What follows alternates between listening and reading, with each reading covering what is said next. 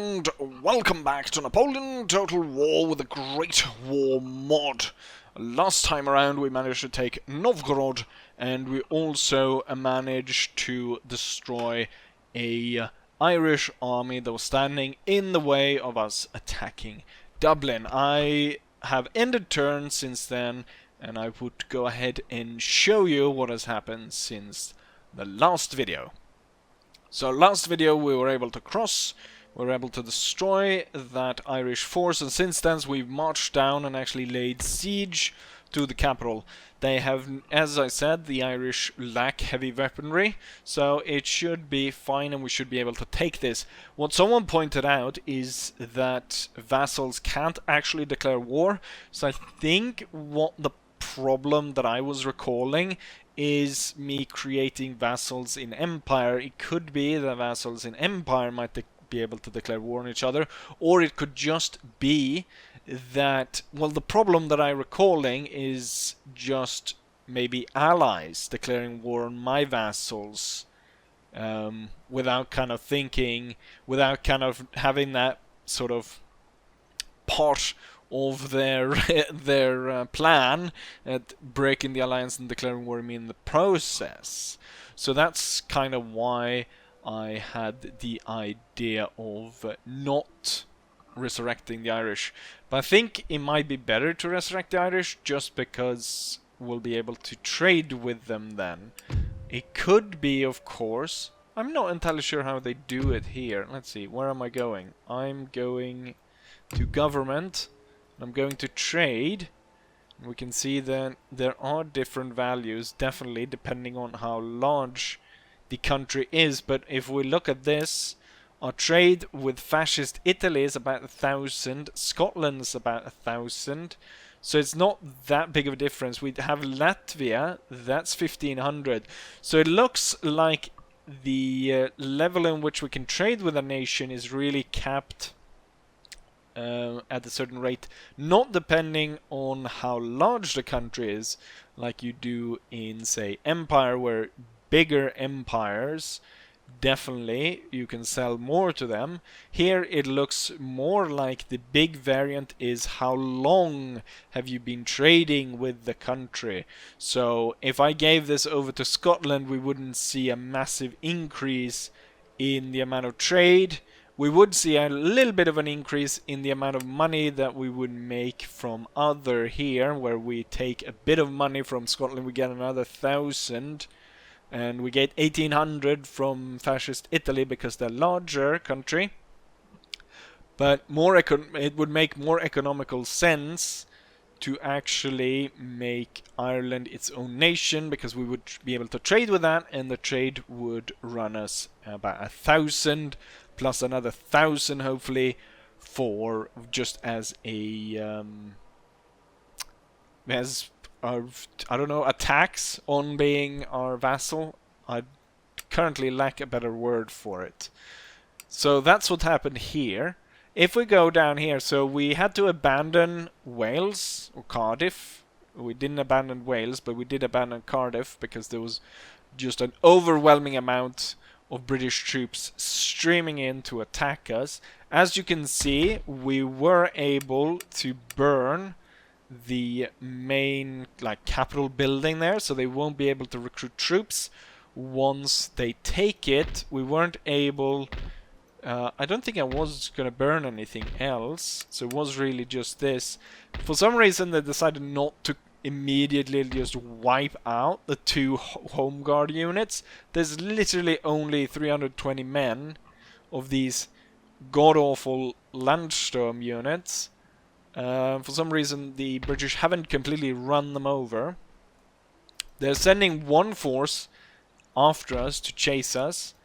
The good thing about them not running over this is that I'm still being able to get replenishment from that. Now, as I said, there's one here, so I could counterattack, but there actually is 2. One other unit is hiding in the woods here to the north of the first one, so there's actually 2 units.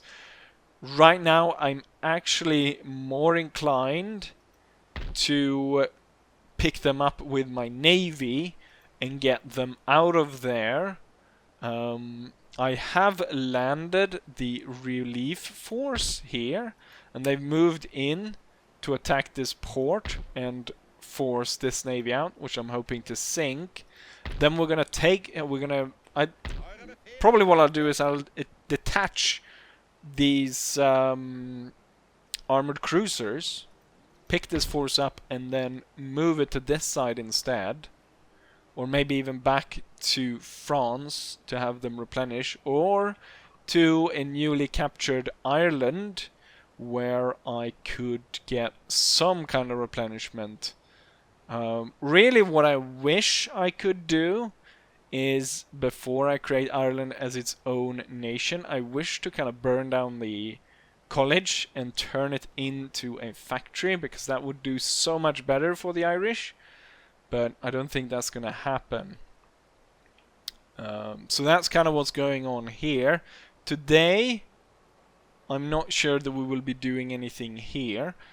I have sunk some of the British navies. They still blockade the Irish port.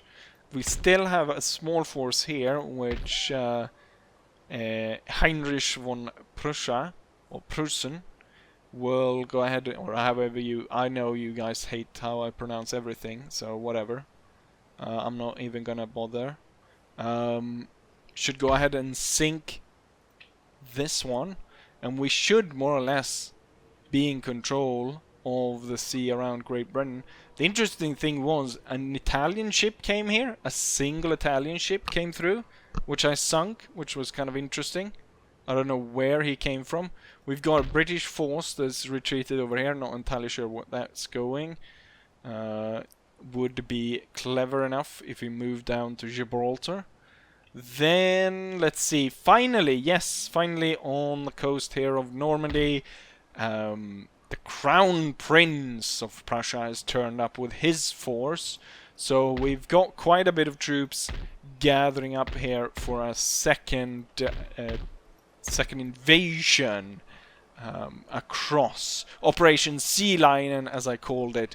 Obviously there was no Operation Sea Lion in World War I because the Germans never got so far, but what else are you going to call a German invasion of Great Britain than Operation Sea Lion?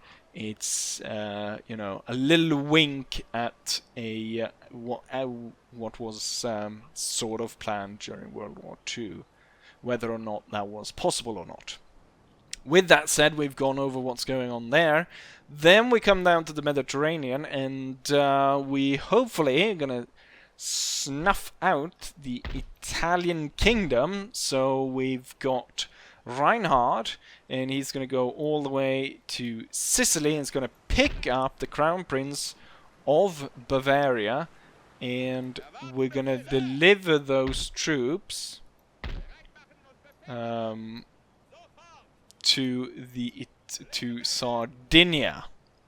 Now there is quite a substantial French navy right here, with operational range all the way over here. We also have Italian fleet on this side, so there is a major danger, a stranger danger of, not a stranger danger, but you know what I mean. Like, it would be kind of nasty. They have had plenty of opportunity to attack the navy, but once my army is on board, the idea of sinking now becomes, you know, more than tenfolds at this. I'm sending over some cavalry to dislodge this navy. Hopefully we don't have to fight them, as I'm gonna go straight on land here and destroy this army. So that's what's going on there. Nothing to be mentioned here. Hindenburg slogging through Transylvania, or the mountain range here, trying to get around because the Ottomans are blocking me, the bastards.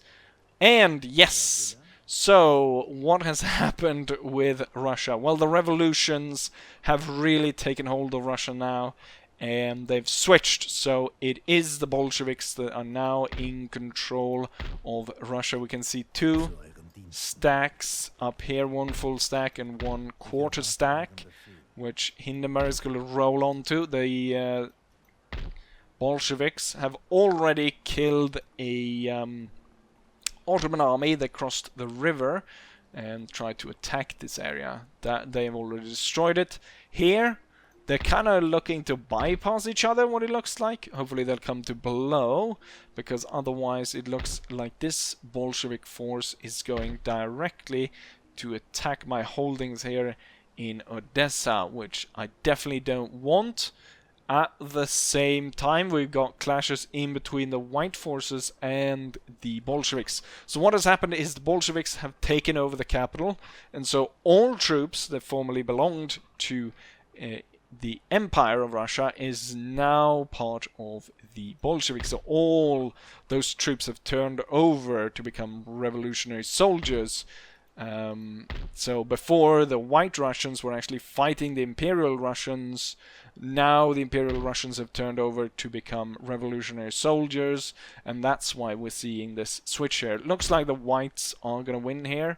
It's not really a contest. The area is unprotected, and the armies here are whittled down and also lack heavy artillery. These guys have, I think, 4 siege guns, quite a lot. So that's going on. We've got further Bolshevik forces, revolutionary forces, all the way up through here. White Russians, of course, able to take Smolensk. We're going to see about taking that back. And as we go even further north, we come to... You know, I think that I might have made a mistake by holding back my attacks early on, because I was really hoping that, you know, the revolutions and the revolutionary armies were going to fight the regular army, and they're going to weaken the 2 of them, and I was going to just be able to sweep in quite easily and destroy them all. Right now, they've got more and stronger forces in this area than the regular army had. So suddenly, we're not so confident, especially since Mackenson's force lost quite a bit of troops taking Novgorod. However, he's still staying strong. I was really impressed by the cavalry attack. Even though it didn't kill a lot of people, it was instrumental in uprooting 1 unit of machine gun, and then I think it was 5 or 6 regiments of infantry. Now, 2 of those were home guard, but still, I thought that was quite impressive. And looking at the replenishment rate, we will have no problem in holding on to Novgorod. And that's what's going on. So I think for today's episode, now I think I could strike here. And that might bring in these, and we could take that back. But what I think right now is Ireland. Well, let's do White Russians first, because that is possibly going to be the bigger battle. Well, that's definitely going to be the bigger battle if they drag in the troops from town. We're going to detach this squadron right there. We're going to pick up the army, and I'm going to move them. We're going to take this force, strike down these, and I'm going to take this force right here and strike down this force. But for now, what we're going to do is we're going to attack the White Russians here. Sergei holding the woods. Okay, he's retreating. We're following. Looks like that's going to be another episode then. What we're going to do today then is that we're going to take out the Irish and recreate our own Irish. I was about to say republic. I guess it's going to be a public... I don't know what the Kingdom of Ireland would be like. Like, who would they put on the throne of Ireland? What German prince? That seems kind of odd, but I guess in this odd timeline where the German Empire has just steamrolled everything, it wouldn't be that unreasonable, I guess, to think that we would put that, or some puppet from, I don't know, what kind of... Is there even Irish aristocracy today? I don't even know. Also, there was someone brought up the idea, because I've created, obviously, the puppet state of Italy. We have the fascist Italy, fascist Italians, controlling most of Italy at this point as a puppet for me. Someone brought up the idea I should, once I take out the French, I should create like a French puppet as well, and once again, kind of drawing forward, I guess, in this case, because we're World War One, but looking at World War Two and creating kind of a Vichy France, a fascist France. I don't know what kind of puppet I will create once killing France, but that could also be an interesting idea with giving them certain areas. In the case of creating a fascist France or another France, I'm not sure I would want to give them that many ports, because I want to still be able to control a bit of as many ports as possible in the Mediterranean. So I'm not sure I would give them Marseille, even though that would be kind of the main sort of, that's the biggest city in the area, and that would be the logical kind of capital, even though this will be the last province to take, so it's probably that's going to be their capital. But it would be then Corsica, and then all along the Spanish border we would recreate a France. But that's all, of course, speculation right now. It's all lingering on whether or not this navy is successful in bypassing my enemies and landing on Sardinia. We do still have a huge French navy right here in the port, ready to sally forth. Now I might be able to escape that one, but I only have one possibility of escape, and that might put me within range of the Kingdom of Italy's navy, which I didn't notice. I didn't have noticed this, but we've got Prince Luigi, the Duke of Abruzzi, up here in command of this force. Quite interesting. Who's in command of the... it doesn't say. I don't think they have a commander. The fascist Italians haven't spent a lot of effort building a navy, even though that's kind of what I want them to do. Chemical weapons factory. Damn. They are building quite a bit of forces. Did I ever set them up to declare war on anyone? No, I haven't. Given sufficient patronage, though, I should be able to give them a bit of cash and get them in on fighting the Italians. If anything, that would distract the Italian navy blockading their ports.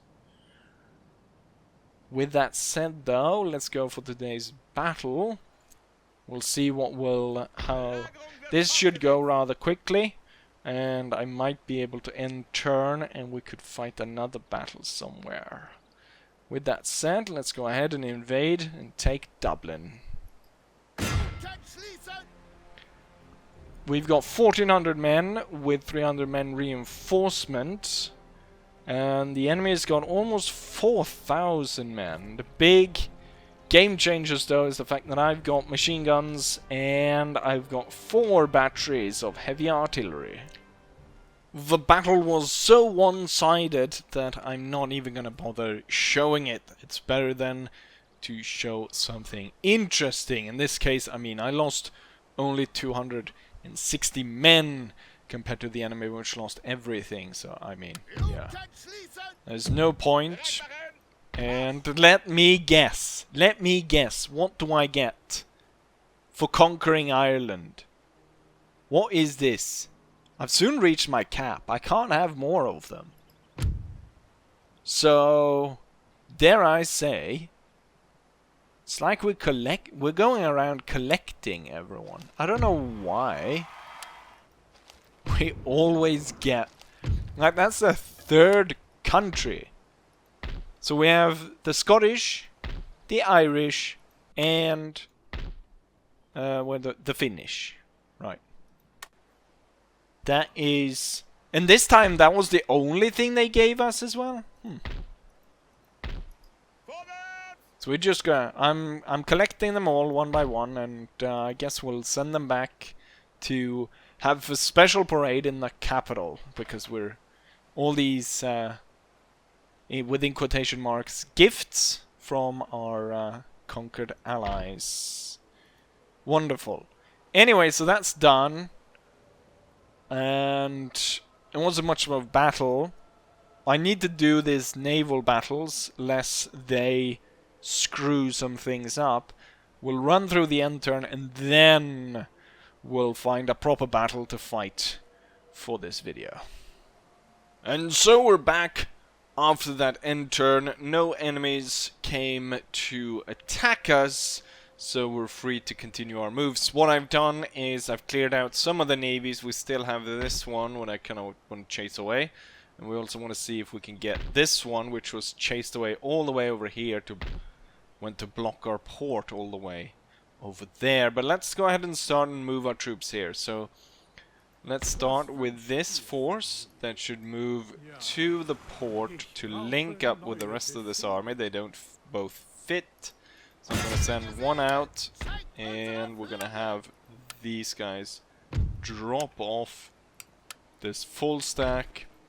I was hoping this one, since I landed in a port, that would facilitate an easier drop-off, and they would actually not lose all their movement points in the process. But as you can see, they have. So I mean, what I really wanted to do was kind of swing around and attack the British, but I guess we'll have to wait another turn for that. I think I might merge some of the infantry units and use some of the reserves to fill up the spots that they're gonna leave, and then add on the tanks maybe instead of the machine guns, so we have tanks instead of machine guns. Basically moving machine guns, and then the extra troops there to be brought in. All that's very nice. Troops getting closer. Do I have anything more? Well, a sniper? Why have I recruited a sniper? An infantry and a sniper. Move forward. And as we go down here, I was a little bit worried that the AI was just waiting for me to pick up my force and then launch a strike against me. That has not happened. It could be very much because we're actually within sort of the dead zone where they can't actually see what's going on. Normally that usually doesn't stop the AI, the fact that they're not really supposed to see me. But here it seemed to have actually worked, because no one has come to attack me, which will allow me to go ahead and land my troops. There's a bit of trees and stuff here. I think we'll do better in the open, so we'll land down here instead. And then we'll be able to attack and take out the Italians, which will be great. And that's really what's going on there. If we continue over here, Hindenburg needs to move through here. I think they finally actually moved the troops that were here. A little bit late though, because Hindenburg had to move all the way through the woods. The Ottomans did not fight the Bolsheviks, so they are poised to attack my force here. Doesn't look like we have great chances. I'm pretty sure this one has heavier artillery. We're gonna send down a scout plane just to make sure. If they don't have heavy artillery, I might be able to pull this off, and of course they do. They have 2 field guns, one old and one new. So that's not looking good. I can still kind of absolute savage some of these units. I can imagine the cavalry is just going to charge into my machine guns. That will be wonderful, but it looks very much like we're going to lose that. So the first target of Hindenburg is not going to be this. It's going to be reinforcing this area. But the Ottomans again blocking a bridge for Hindenburg, which he has to take a detour around the river. So that cost him a turn just moving there. probably more if you think about going all the way there. Ottomans are actually filtering through everywhere, so we got 2 stacks in Ukraine. It's kind of odd. I'm reorganizing Pritwitz in his army, and it looks like he is the one that's gonna have to strike the Bolsheviks over here. Would like the Austro-Hungarians to do that, do something for once. They barely have a garrison defending Lemberg, the bastards. I mean, they have more troops in my territory than they have in their own. As we continue forward here, not much more to be said. At some point we'll have to draw into battle here to kill them. But yeah, that's not for now. So what I'm thinking for battle, I mean really what I had planned was this one. Where I was gonna kind of sneak around and come attack them from the back. Doesn't look like that's gonna happen. So instead, what we do have is we have the white forces here that needs to be taken out. This is a victory region I need. So this is the battle that will play. With that said, let's draw straight into it. Could be rather difficult because they've got siege guns, but who knows. My biggest concern for this battle was the fact that the enemy has more long-range artillery. They have 4 batteries with siege guns, but they have themselves neutered themselves by moving them all the way up to the edge, where we will, even my 800 range field artillery will be able to reach them. So I think that's kind of odd. Or that's it's certainly an equalizer. Anyways, what my plan is I'm going to focus all my infantry here, and we're going to sort of savagely destroy this side as soon as possible, and then just continuously turn up the flank of this unit, or their army. If they were to reorganize to face this, you've got lots of woods, impossible terrain over here, so they can't really quickly send troops along to kind of attack my flank. Instead, they would all kind of be bunched in within this area and continuously walk into then my line here and get destroyed. If they want to come down this way, where I've placed some other artillery ready to strike the enemy's artillery here, what I've gone ahead and done is planned kind of a trap here. So we've got our Jaegers behind barbed wire fences, and up here I've got the rifle grenadiers ready to fire down into anyone that comes into the valley. And over here we've got the pioneers, the assault pioneers, placing bombs. So as the enemy comes through, they'll run onto the bombs. Kaboom! Units gone. So I can hold this area with just a few troops. With that said, let's go ahead and start. First thing I'm going to do is I'm going to move assault pioneers back over here. Then, as quickly as possible, we're going to start getting the infantry across the field towards the enemy. And then, oh, I forgot to tell you this part of my plan. We've, of course, have mounted infantry. They're going to be moved quickly onto the flank as part of this attack. Artillery already blasting at the enemy. And they've already lost 3 guns out of 4 in that battery. 1 gun over there. So yeah, we've got pretty good start here. The infantry mobilizing, moving fast across the field, or in this case the woods. But they're coming out into the open field, and we're going to be able to strike the enemy. So currently they're just sitting there, and that's kind of normal for Napoleon style AI, because when they have artillery superiority, they're just going to sit there and try to shoot you down. Once they lose that, they should move to move on the attack. Enemy officer I don't want to say general because it's not a proper general. It's a officer within this cuirassier unit. And he gets blown to pieces.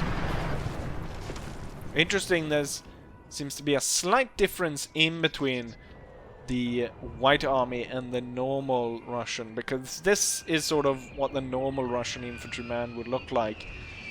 I think this blue is specific for the White Army. I could be wrong though, I could be mistaken, but I think that. I think what we're gonna do is we're gonna get, since they're not really moving, they're not really responding to me at all in fact, we're gonna move the mounted infantry to the back and we're gonna strike the enemy from the back. Oh, we're starting to shoot down. Oh no, the officer wasn't actually shot here, he got hit by artillery from this unit, which is now riding straight into all my fire. One thing, yes, that I need to do is tell these guys to hold fire so they don't shoot each other. As that is done, we're going to set the new target for my infantry to move forward. It's going to be there. Wonderful. Okay, so it looks like all the batteries have been destroyed.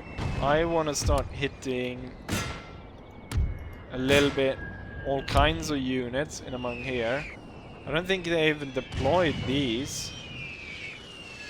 Now there's one gun left. Yeah, they haven't deployed them. It seems like this battle has bugged out for some reason. Like they're not, well, they're responding a little bit here. They're responding a little bit here. But not what I would imagine they would do. And that comes from time to time, that the enemy can be quite unresponsive. But that's because I can't remember what, there's a lot of reasons that can go wrong in why they become unresponsive. We're gonna take these two, we're gonna send them up like that, and I want to engage more troops, so I'm gonna move these guys forward. I really wish they'd attack here, because I'd really would like to see my sort of plan here start working, kicking off, killing those guys. But unfortunately, that looks not to be happening because there's no one advancing here into my trap. Oh, we're focusing so much fire right now down on this single infantry unit. Getting absolutely destroyed. So I had a comment about the sort of tactics you use, or I use, I should say, and you know, talking about spicing it up and having some different kinds of tactics, and I'm all for you suggesting different styles. It's a bit late right now in this campaign for me to, like, you know, reorganize tons of armies to kind of do a new style of battle. But just commenting on the ones that were mentioned, the ones that were mentioned was Creeping Barrage, which was an actual tactic used in World War I, where you basically had artillery fire on a timetable really close to your advancing troops, or like in front of them. In that way, you know, what often would happen before Creeping Barrage is you would barrage the enemy's position, then you obviously have to stop barraging the position because you're gonna try and advance and take it. As that became such a common practice, you know, troops, the enemy knew that, oh, now they're setting up for an attack because we're getting bombarded a lot. They would either, you know, fall back, or hunker down. The Germans would have you know, these concrete bunkers and stuff to hide in, and then the artillery had to stop because the troops would advance. The Germans back in their position, ready to shoot them down. And so I think it was kind of, I think it might have actually been, I might be wrong here, but I think it might have been pioneered by the Canadians. And that was creeping barrage, and the idea was that your troops would slowly advance and have basically your own artillery landing right in front of them.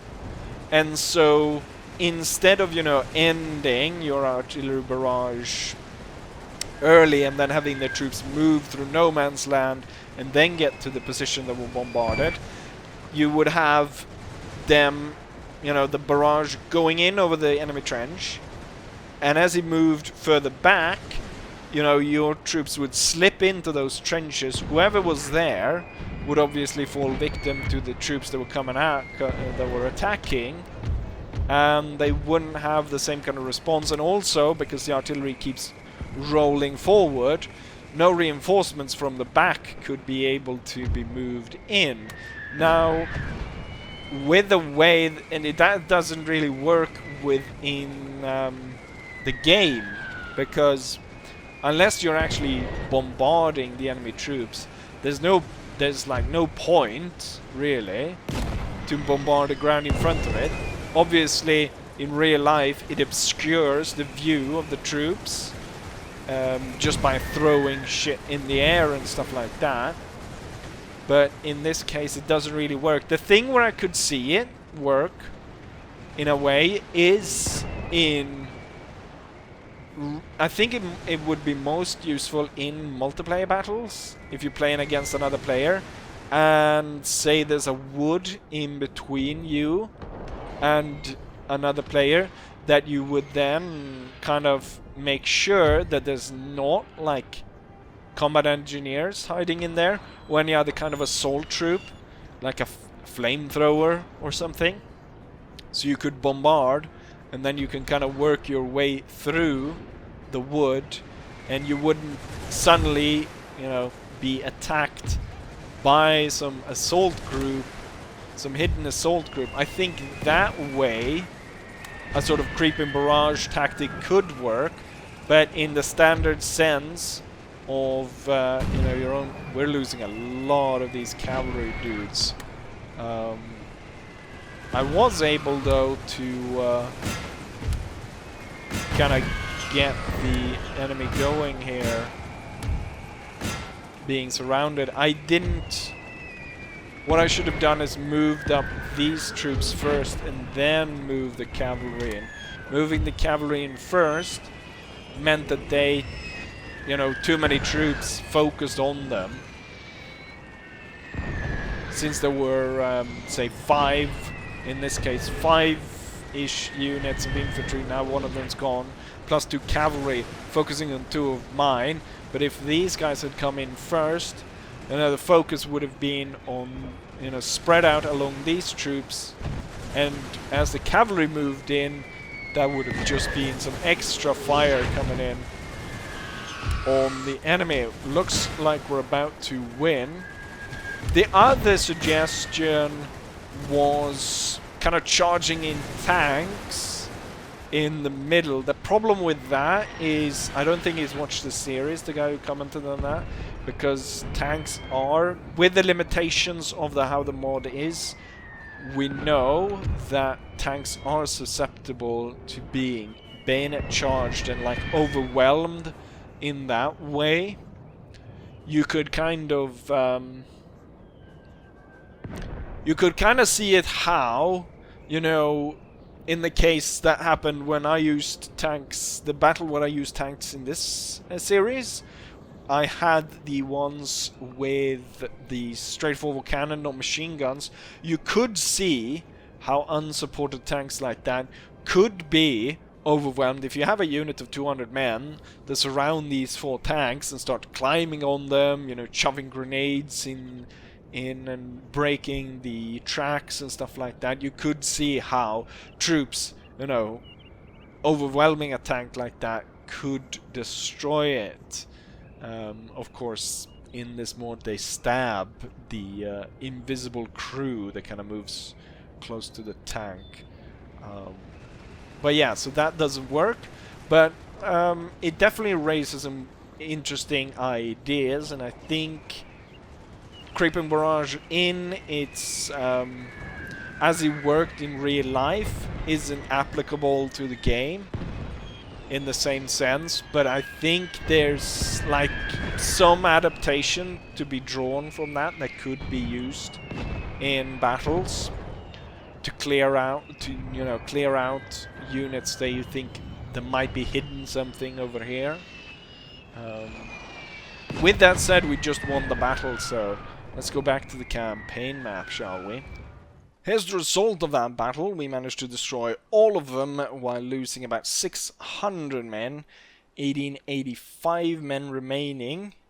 The replenishment rate is pretty good in this region, so I'm not too concerned. It wasn't that much of an interesting battle, although I got the time to discuss some interesting ideas surrounding tactics that might be used. I should say here, like, I have often wanted to use sort of tactics that were used in real life.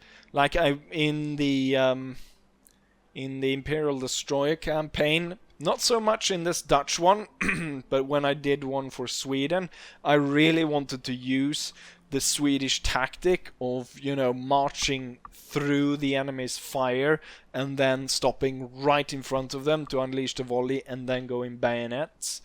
The thing is, the enemy just reloads too quickly for that to work. Otherwise, I really would have liked to use stuff like that.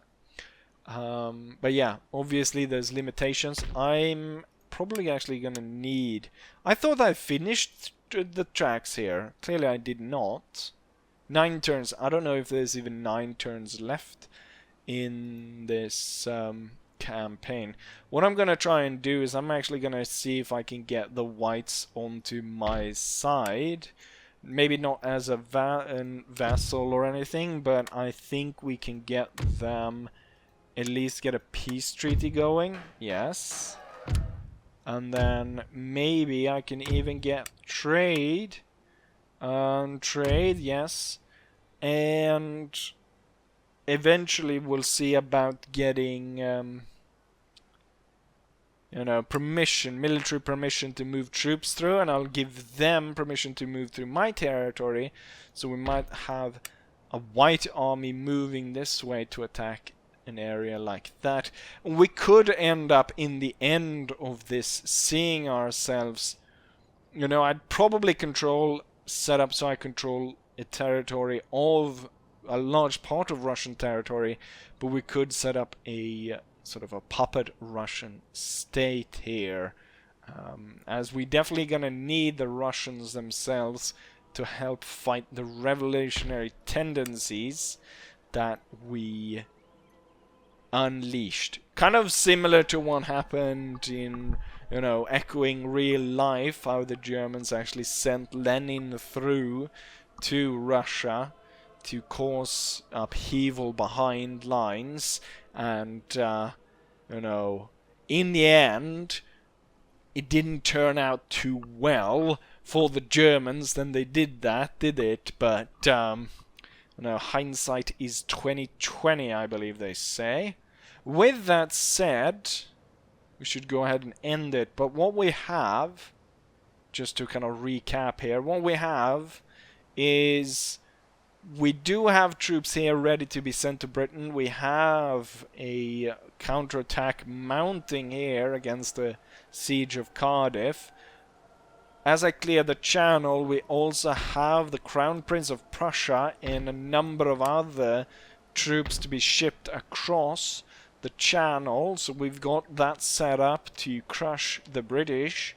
If we go down to the Mediterranean, we have landed on Sardinia, ready to take out the Kingdom of Italy, destroying them, leading as a stepping stone to destroying the French, getting all this navy out of the Mediterranean, allowing me to say my navy over to the Black Sea, get rid of the Bolshevik navy, open up for us to get Caucasus or oil from the Caucasus, and so on.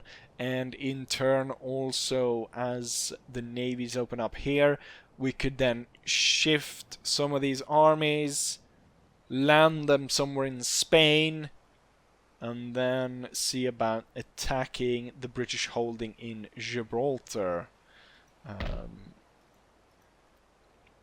And then for the last bit here would be to see about getting some kind of a combined attack here, where it's Mackensen move up and is joined by Josiah Herring and his tanks as we take on the Bolshevik armies and try to conquer